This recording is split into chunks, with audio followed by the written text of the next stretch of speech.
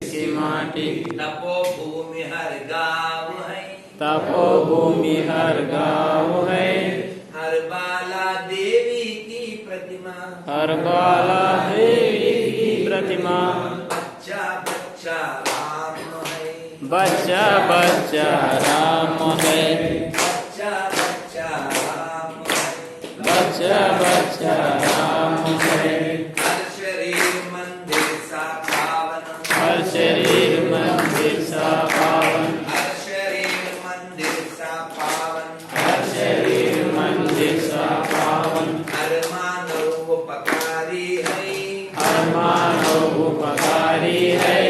जीवन का आदर्श यहाँ, जीवन का आदर्श यहाँ। जीवन का आदर्श यहाँ, जीवन का आदर्श यहाँ। परमेश्वर का धाम है, परमेश्वर का धाम है। परमेश्वर का धाम है, परमेश्वर का धाम है। बच्चा बच्चा राम है, बच्चा बच्चा राम है। चंदन है इस देश की माटी, चंदन है इस देश की माटी। तपोभूमि हर गाँव है, तपोभूमि हर गाँव है।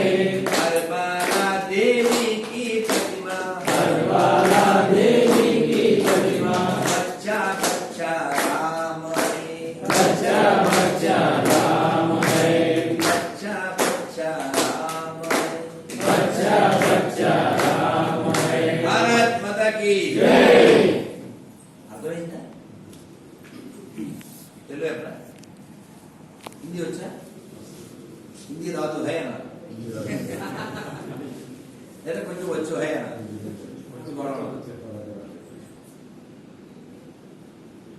ఇక్కడ మట్టి చందనం లాంటిది. ప్రతి గ్రామం ఒక తపోభూమి, ప్రతి బాలుడు ఒక రాముడు, ప్రతి బాలిక ఒక దుర్గాదేవి, ప్రతి శరీరం ఒక దేవాలయం. ఇక్కడ పుట్టిన వాడి జీవిత లక్ష్యం ఖచ్చితంగా మోక్షం పొందడం. పరమేశ్వర్ కా ధామ్. మనం పరమేశ్వరం చేరాలి, అదే జీవితానికి సార్థకత. ఈ చాలా మంది ఏమనుకుంటారు చెప్తా, అబ్బాయి ఆయన బాగా చెప్తున్నాడు, ఈయన బాగా చెప్తున్నాడు అనుకుంటారు. చెప్పేవాడు చెప్పడం గొప్పేనే కాదన్న, కానీ వినేవాళ్ళు లేకపోతే చెప్పేవాడు గొప్ప. పదార్థాలు ఎన్ని రకాలు వండితే ఉపయోగం, తినేవాళ్ళు లేకపోతే. కాబట్టి చెప్పేవాడు నిద్రపోడు, నచ్చినట్టు వాడు వెలుగు ఉంటాడు. వినేవాడు ఆప్షన్ ఉండి కూడా నిద్రపోడు కదా, అందుకని అతనే గొప్ప. భక్త మహాశయుడికి చప్పట్లు, ఎందుకంటే వింటారు కదా.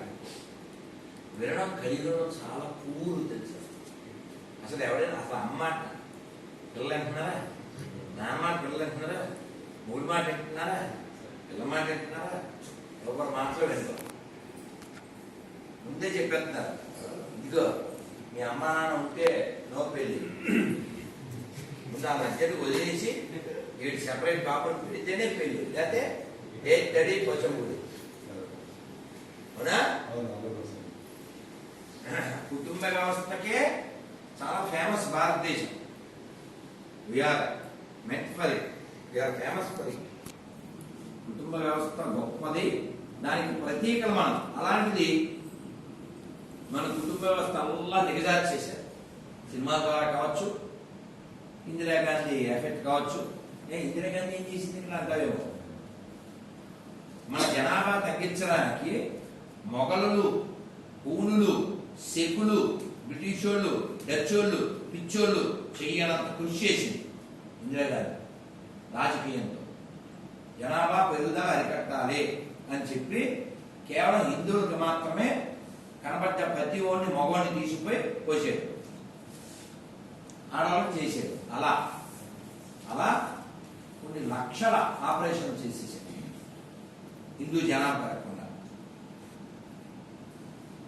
మన జనాభా అలా రిడ్యూస్ అయింది, ముస్లింల జనాభా ప్రొడ్యూస్ చేయడం వల్ల అలా ఇంక్రీజ్ అయింది. ఇప్పుడు ఆవిడ చెప్పింది, ఆవిడ చేసింది నిజమై ఉంటే మరి వాళ్ళ జనాభా పెరగకూడదుగా. ఎక్కడో నూటుకో కోటుకో ముస్లింల్లో ఒకరిద్దరు ఉంటారు, మేమిద్దరు మాకిద్దరు అనేవాళ్ళు. మిగిలిన వాళ్ళందరూ పాంచు పచ్చేసేగా, మనం అందరం కొన్నారని అన్నాయిగా. నీకు అర్థమైంది కదా సార్? ఏమిటండి ఎవరైతే అంటే అందరు మనుషులే, అందరు భారతీయులే అంటావేమో. ఆజాన్ వినపడ్డ చోట్లో భజన వినపడుతుందా? అల్లాహు అక్బర్ అన్న చోట్లో రామ్ భజన వినపడుతుందా? ఒకవేళ మైక్ పెడితే వాడు పక్కనిస్తున్నారా? ఎక్కడ 30 ఏళ్ల క్రితం ప్రతి గుళ్ళో సుప్రభాతం వినపడేది, గోవిందనామాలు వినపడేవి, భజగోవిందం వినపడేది, ఘంటసాల గారి భగవద్గీత వినపడేది.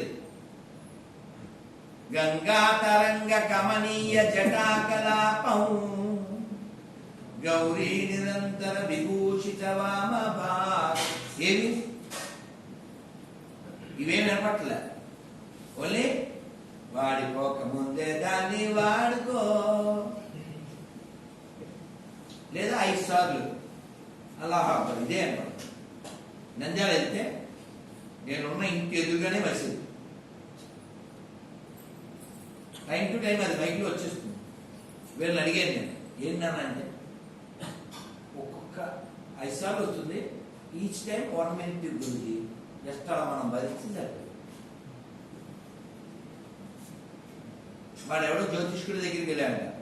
సార్ నా కష్టాలు ఎప్పుడు పోతాయి సార్ అన్నాడు. ఒక 6 నెలలు ఒప్పి పట్టి ఉన్నాడు. అంటే అప్పుడు పోతాయన్నాడు. అలా వీడు అలవాటు చేసేసుకున్నాడు. వీడికి ఈచ్ టైం 1 minute, అలా రోజు 5 minutes ఒప్పి పెట్టితే చక్కగా వాడు బైక్లో అదే చేసేసుకుని నమాజ్ చేసుకున్నాడు. అది ఎంత బాగా మనం ఇంకేం చేస్తా ఆ తర్వాత ఇంకేం చేస్తా మతం మార్గం, ఇంకేం చేస్తా చక్కగా.